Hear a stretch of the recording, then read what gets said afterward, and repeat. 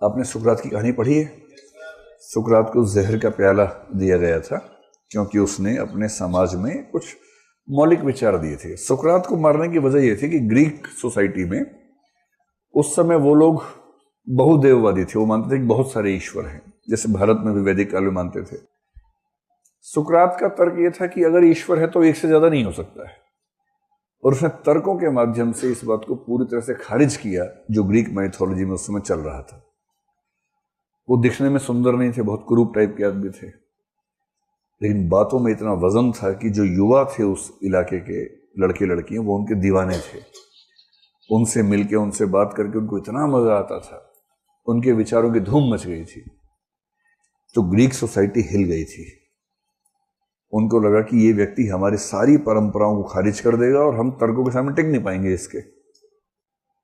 तो फिर सुकरात पर एक मुकदमा चला, प्रोसिक्यूशन हुआ, और उस समय जुडिशरी और लेजिस्लेटिव बॉडी एक ही होती थी, यानी जो लोग संसद में हैं वही न्यायपालिका होते थे।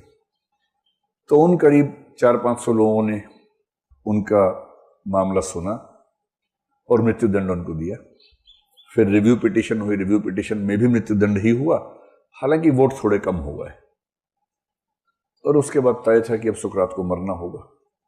और एक रोचक कहानी ये भी है, यूएन ने पब्लिश की कहानी, कि प्लेटो जो कि उनका शिष्य था, उसने कुछ लोगों से मिलके उनको भगाने की व्यवस्था कर ली जेल से। जेल के दरवाजे खुल गए, जेलर को पैसा दिया, बॉर्डर पे जो व्यक्ति उसको पैसा दिया कि सुकरात को रातों रात बाहर ले जाएंगे।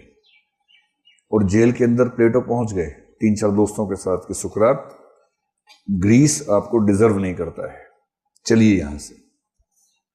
और सुकरात ने कहा कि देख भाई, ऐसा है, अगर मैं भाग गया तो मेरा शरीर तो बच जाएगा और मेरे विचार मर जाएंगे,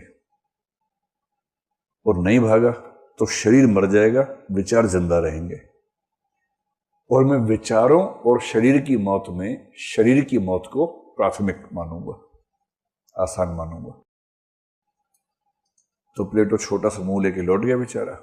फिर सुकरात ने जहर का प्याला पी लिया, उसकी मौत हो गई। तो सुकरात, अगर हम में से कोई होता सुकरात की जगह, कल्पना कीजिए कि अपने आप को वहां रख के देखिए कि सोसाइटी ने कहा है कि कल इसको जहर का प्याला पिलाएंगे, और उससे एक रात पहले आपका लंगोटिया यार या कोई बहुत बचपन का दोस्त या आपका चेला कोई है जो आया, उसने कहा कि जेल खुलवा दिया है, बॉर्डर खुलवा दिया है, सीधे फ्लाइट निकलेगी, कोई नहीं रोकेगा, बीच में व्यवस्था हो गई है, दुबई चल के रहेंगे आराम से, वहां रहने की व्यवस्था भी है। तो आप में से कितने लोग कहेंगे नहीं, मैं मरना पसंद करूंगा लेकिन भागूंगा नहीं? नहीं करेंगे ना। इसीलिए महानता की राहें मौत तक जा रही हैं और अमहानता की राहें जीवन तक जा रही हैं। देखिए, क्योंकि जिसको जीवन इतना प्यारा है वो महान तो हो नहीं पाएगा। महान बनने के लिए तो मौत का रास्ता चलना पड़ेगा।